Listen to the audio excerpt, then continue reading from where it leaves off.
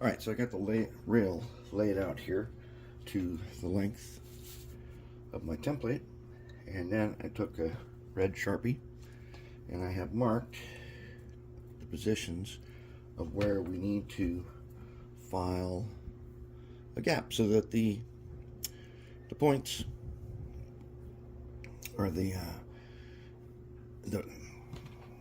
when you switch it, it will go up against the rail and make it so that the switch will actually throw. We got to file out this little edge here, and that it's important to get that nice and clean. Now there's a tool for that, but on this long one, I'm just going to go ahead and I'm going to use the old 3-inch grinder over there, and I'll just file this, or I'll just grind this out, and that should be good to go. Well, one thing you got to worry about is it's going to make this rail thin and very bendable right here. So we'll have to use probably an extra couple of PC ties to keep it from losing its straight shape. Okay, I got most of my rails cut here, and what I do when I lay them out like this, all the raw pieces here, I take Sharpies and I start marking them. So for example, over here, this is this outside rail, and I've got one blue mark on it. Then the one in the middle, I've got 2 blue marks on it, so I remember which one goes where. And then the other one, I got 3 on it. And what I need to do now, so I can take those guys out. What I need to do is I need to make the bends for these frog rails. And let's see if you can see here. Let's take a look at spot number 1. Okay, let's take a look. Hold up, let's back up. Okay, now if you can see here on the template, there's the frog right there. Back here is where I am using hinged points. That means there's going to be a rail joiner. Now this PC board here is probably going to be just one backup one, or I'm going to go ahead and go one forward. I probably just do the one forward because I want a rail joiner to fit on the very end here. That way I can attach the points to it. Okay, so I got them laid on there, and they need to have a little bit of a curve and then a bend. And to do that bend, I've got over here in a rubber jaw vise, I've got a moto tool. So I'm going to mark with a marker, and then I'm going to put just a notch. I'm going to take my big pliers and I'm going to put the bend in it. You need that little notch. It'll make it a cleaner bend. Not too much. You don't want to weaken it. Well, we'll do that, and then I'll come back and I'll show you how we got the notch in and how we bent these guys, and how we're going to be able to lay them down. Okay, I got rails laid down. All these different kinds of rails you go in here. And I'm going to show you now how I make the bends for these particular rails that go on the outside of the frogs. Right? Okay. So I'm marking the ends of them. I'm marking the ends of these with the red, and I want them to go one tie beyond this yellow one that I marked as a PC tie. I want them to go one tie beyond that because I'm going to put a rail joiner on there, because these got to be hinged points. Okay, so now I've got one left. So I've got it marked red. All right. So there he is. I need to bend him so that he fits the template right there. Right, so what I'm going to do is I'm going to line him up with this extra tie. See that? One beyond. He's going to be hinged. So I'm going to line him up on here. And let's take a look at the end.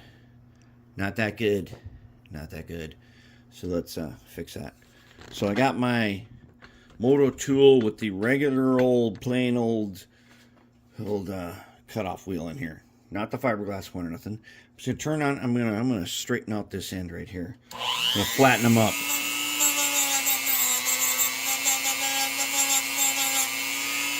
Not bad.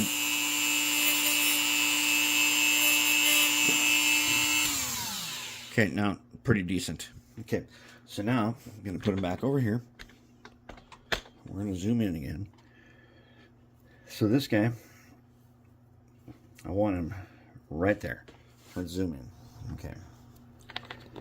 So we're looking at here. Okay, I want him to be here. Okay, so I'm just going to hold him.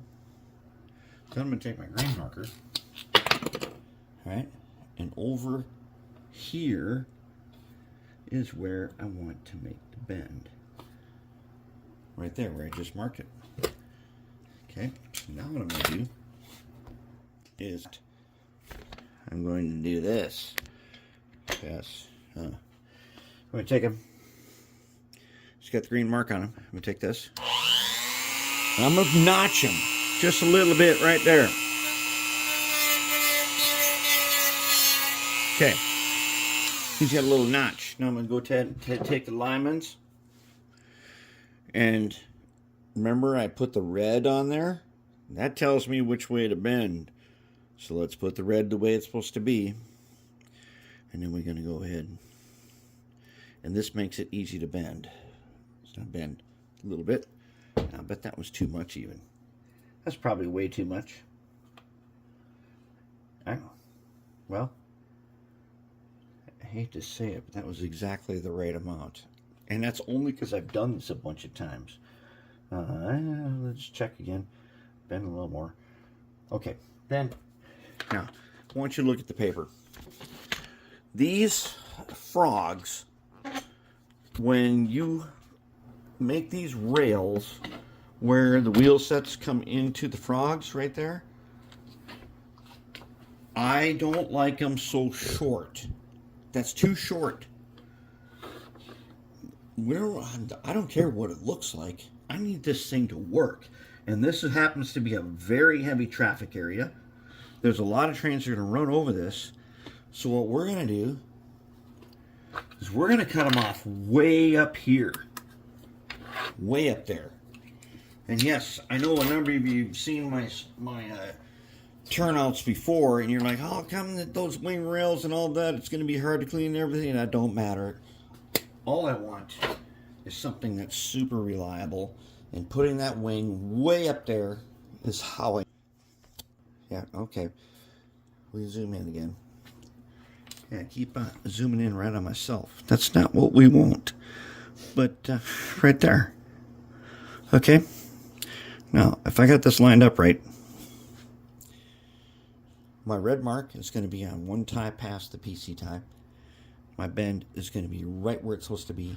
And my wing is going to be way up beyond the frog. Now, if you're doing, it is prototype, do not do this, because this ain't going to look prototype. The purpose of this is to make sure that this switch is super reliable, considering how many trains got to run over this specific thing. And we'll get to the part later where we cut gaps.